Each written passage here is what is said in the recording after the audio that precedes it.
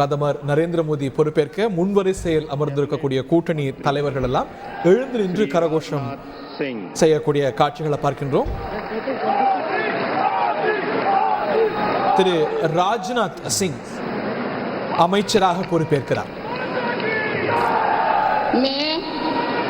मैं राजनाथ सिंह ईश्वर की शपथ लेता हूं कि मैं विधि द्वारा स्थापित भारत के संविधान के प्रति सच्ची श्रद्धा और निष्ठा रखूंगा. मैं भारत की நரேந்திர மோடி சர்க்கார்ல பாதுகாப்பு துறை அமைச்சராக இருந்தவர், முந்தைய மோடி சர்க்கார்ல உள்துறை அமைச்சராக இருந்தவர், முன்னாள் பாஜக தலைவர், RSS பின்புலம் கொண்டவர், முன்னாள் உத்தரப்பிரதேச முதல்வர், இப்படி பல அடையாளங்களை கொண்ட திரு ராஜ்நாத் சிங் பிரதமர் வேட்பாளராக மோடியை 2013 முன்னிறுத்துகிறப்போ இவர் தான் அகில இந்திய தலைவராக இருந்தார். இவர் இருக்கிறப்ப தான் அந்த முக்கியமான முடிவை எடுத்தார்கள் கோவா நேஷனல் எக்ஸிகியூட்டிவ். அதனால இந்த மோடியை பிரதமர்ங்கிற இடத்துக்கு ஷேப் பண்ணினதுல ராஜ்நாத் சிங்க்கு மிகப்பெரிய பங்கு உண்டு. जबकि ऐसे मंत्री के रूप में अपने कर्तव्यों के सम्यक निर्वहन के लिए ऐसा करना अपेक्षित हो, मैं प्रत्यक्ष अथवा अप्रत्यक्ष रूप से संसूचित या प्रकट नहीं करूंगा. வாஜ்பாய் ஏராலிருந்து நரேந்திர மோடி ஏரா வரைக்கும் தொடரக்கூடிய மூத்த அரசியல் தலைவர் திரு ராஜ்நாத் சிங் என்பது யூபியுடைய சீஃப் மினிஸ்டராகவும் இருந்தவர். இந்த அமைச்சரவையில் பல முன்னாள் முதலமைச்சர்கள் மத்திய அமைச்சர்களாக இடம்பெறாங்க. சர்பானந்த சோனோவால், ஜித்தன் ராம் மாஞ்சி, கட்டர், இப்படி முன்னாள் முதலமைச்சர்கள் பட்டாளம் அதிகம் இருக்கிறார். குமாரசுவாமி அவர்கள் திரு ராஜ்நாத் சிங் பதவியேற்றுக் கொண்டிருக்கிறார். அவரை தொடர்ந்து திரு அமித்ஷா, தற்போதைய உள்துறை அமைச்சர், என்ன அமைச்சராக போகிறார்? சஸ்பென்ஸ் நீடிக்கிறது. அதே தரவரிசையில் திரு அமித்ஷா அவர்கள் அமைச்சராக பொறுப்பேற்கிறார்.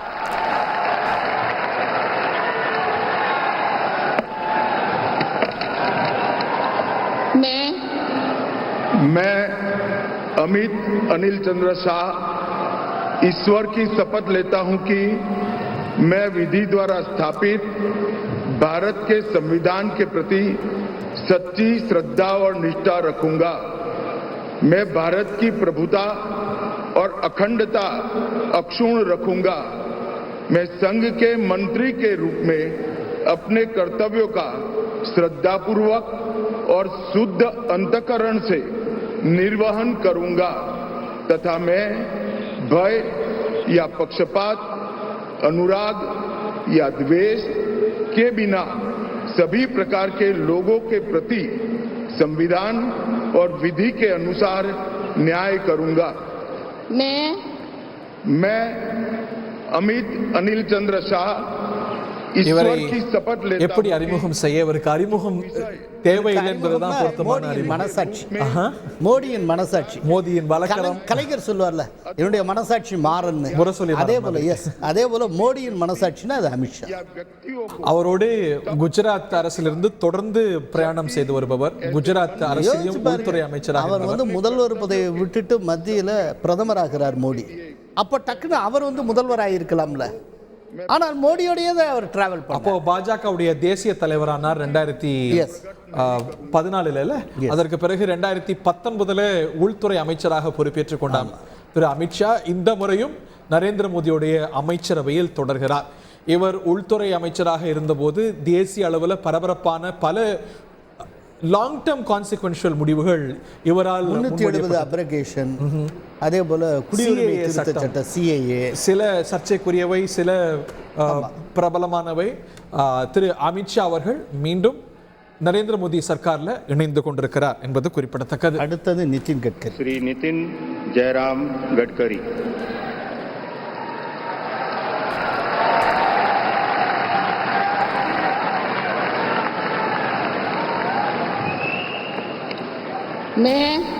मैं नितिन जयराम गडकरी ईश्वर की शपथ लेता हूं कि मैं विधि द्वारा स्थापित भारत के संविधान के प्रति सच्ची श्रद्धा और निष्ठा रखूंगा.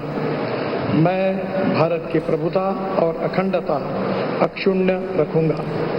मैं संघ के मंत्री के रूप में अपने कर्तव्यों का பாஜகவின் மிக முக்கிய தலைவர்கள்ல ஒருவர் திரு நிதின் கட்கரி, சாலை போக்குவரத்து துறை அமைச்சராக நரேந்திர மோடி சர்க்காரில் இருந்தவர், முன்னாள் பாரதிய ஜனதா கட்சியின் தலைவர் இவர் என்பதும் குறிப்பிடத்தக்கது. நாக்பூரை சேர்ந்தவர், அதனாலேயோ என்னவோ அது உள்ளிட்ட பல காரணங்களால் நாக்பூரில் செல்வாக்கோடு பாஜகவில் செல்வாக்கு இருக்கக்கூடிய ஆர்எஸ்எஸ்ஸின் செல்லக்குட்டி. இன்னொன்று, அவர் எக்ஸிகியூஷன் பிரமாதமாக இருக்கும். எந்த ஒரு ப்ராஜெக்டையும் அதனுடைய அந்த டெட்லைனுக்கு முன்னாலேயே முடித்து காட்டக்கூடியவர், ரொம்ப சிறப்பாக ஒவ்வொன்றையும் எக்ஸிக்யூட் பண்ணக்கூடியவர். அதில் நிதின் கட்கரி ரொம்ப ஒரு புகழ் பெற்றவர். உள்துறை, பாதுகாப்புத்துறை, வெளியுறவு, நிதித்துறை ஆகியவை இந்த கேபினெட் கவுன்சில் செக்யூரிட்டியில் அமரக்கூடிய துறைகள். அதற்கடுத்து முக்கியத்துவம் பெறுவது கோர் இன்ஃப்ராஸ்ட்ரக்சர், இந்த ஒரு சாலை போக்குவரத்து, ஷிப்பிங், அந்த மாதிரியான துறைகள் இவருக்கு கிடைக்கும். எக்ஸ்பர்ட், எக்ஸிக்யூட் பண்ணுறதுல பெரிய எக்ஸ்பர்ட் அவர்.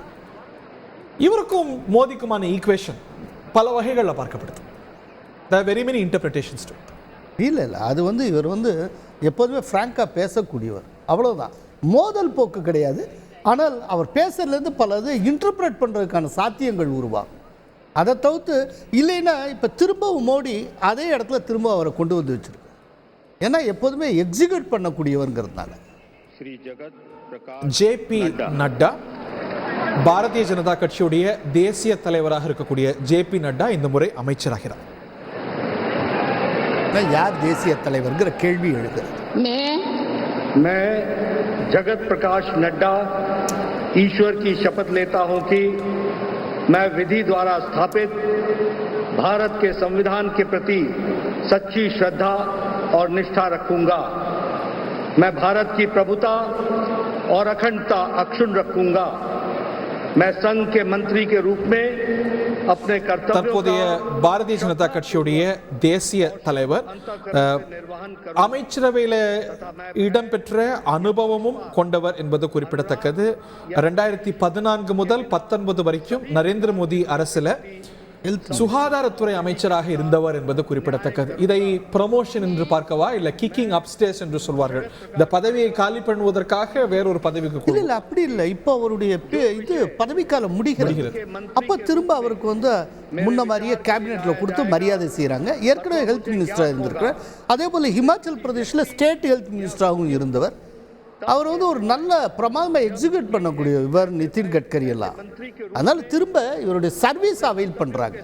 निर्वहन के लिए ऐसा करना अपेक्षित हो मैं प्रत्यक्ष अथवा ஒரு இன்டர்பிரேஷன் ஆர்எஸ்எஸ் பற்றி இவர் செய்த விமர்சனங்கள்லாம் ஆர்எஸ்எஸ் உடைய கடும் கோபத்தை இவர் பக்கம் சம்பாதிச்சு. அந்த டைமிங் வேற தப்பு, அந்த இடத்துல அவர் மிஸ்டேக் பண்ணிட்டார் தான் சொல்லுவோம். உலக தலைவர்கள்லாம் முன்வரிசையில் அண்டை நாட்டு தலைவர்கள் பார்வையிட இந்திய அரசுடைய, அதாவது புதிய அரசுடைய பதவி ஏற்கும் நிகழ்வானது ராஷ்டிரபதி பவனத்தில் கோலாகலமாக குடியரசுத் தலைவர் மாளிகையில் அரங்கேறக்கூடிய காட்சிகளை தந்தி டிவியில் பார்த்து வருகிறீர்கள். தேசிய தலைவராக பாஜகவுக்கு புதியவர் ஒருவர் வருகிறார் என்பதுதான் நாம் பார்க்கக்கூடிய காட்சி நமக்கு உணர்த்துவது. ஜகத் பிரகாஷ் நட்டாவை தொடர்ந்து திரு சிவராஜ் சிங் சௌஹான் அமைச்சராக பொறுப்பேற்பார் என்பதுதான் நமக்கு புரோட்டோகால் உணர்த்துவது. श्री शिवराज सिंह चौहान எவ்வளவு பெரிய கரவொலி பாருங்க. மோடிக்கு எழுந்த மாதிரி ஒரு மிகப்பெரிய கரவொலி. मैं शिवराज सिंह चौहान ईश्वर की शपथ लेता हूं कि मैं विधि द्वारा स्थापित भारत के संविधान के प्रति सच्ची श्रद्धा और निष्ठा रखूंगा। मैं மத்திய பிரதேச மாநிலத்துடைய மிக நீண்ட கால முதல்வர், the longest serving chief minister of Madhya Pradesh, அந்த பொறுப்பு பாஜக கடந்த முறை வென்றும் கூட இவர் வசம் செல்லவில்லை என்பது பல புருவங்களை உயர்த்தியது. ஆனாலும் கூட நாடாளுமன்ற தேர்தலில் போட்டியிட்டார். நாடாளுமன்ற தேர்தலில் பல மாநிலங்கள்ல ஹிந்தி பேசக்கூடிய மாநிலங்கள்ல பாஜக சவாலை சந்தித்தாலும் இவர் முக்கிய பங்காற்றிய அவரது சொந்த மாநிலமான மத்திய பிரதேசத்தில் பாஜக பெரிய வெற்றியை பெற்றது. அதற்கு பரிசாக மத்திய அமைச்சர் பதவி. அதோடு மட்டுமில்லை, இவர் போட்டியிட்ட விதிஷா தொகுதியில் இவர் 8 லட்சம் வாக்குகள் வித்தியாசத்தில் வென்றார். 8 லட்சம் வித்தியாசமே மார்ஜின். இன்னொன்று மத்திய பிரதேசில் 29க்கு 29 பிஜேபி ஜெயிப்பதற்கு காரணமாக இருந்தார். பல வட மாநிலங்கள் வந்து காலை வாரிவிட்ட நிலையில் பிஜேபிக்கு ஒரு நல்ல நம்பர்ஸ் கொடுத்தது இவருடைய மத்திய பிரதேஷ். அதுக்கு இவர் பெரிய அளவில் கான்ட்ரிபியூட் பண்ணியிருக்கிறார். இன்றைக்கு இவர் மத்திய அமைச்சர். இது ஆர்எஸ்எஸ் உடைய பரிந்துரை. இவர் ஆர்எஸ்எஸ் உடைய செல்லம். அவங்க இந்த அரசுல சில செக்ஸ் அண்ட் பேலன்ஸ் இருக்கணும்னு இவரை கொண்டு வர்றாங்கன்னு ஒரு இன்டர்பிரேஷன். இல்லை, அப்படி எல்லாத்துக்கும் அரசு சொல்லுமா? அப்படி பார்த்தால் இதே மத்திய பிரதேசில் சீஃப் மினிஸ்டர் மோகன் யாதவ்ங்கிறத வச்சுருக்காங்க. இவரை வந்து திரும்ப சீஃப் மினிஸ்டர் ஆக்க வேண்டாம்னு ஒரு முடிவு பண்ணாங்கல்ல, அதுக்கு பின்னாலே ஆர்எஸ்எஸ் இருந்ததே. ஸோ ஒரு பார்வை இருக்குது. ஏன்னா அடுத்த தலைமுறை தலைவர்களையும் உருவாக்கணும்ல, அந்த பொறுப்பும் இருக்கு. இவருக்கு ஒரு முக்கியமான ஒரு இலாக்கா நிச்சயமா அந்த வரிசையை பார்த்தாலே தெரியல. அப்படின்னா நிச்சயமா அவருக்கு ஒரு பவர்ஃபுல் போர்ட்ஃபோலியோ இருக்கும். செய்திகளை உடனுக்குடன் தெரிந்து கொள்ள உடனே சப்ஸ்கிரைப் பண்ணுங்க.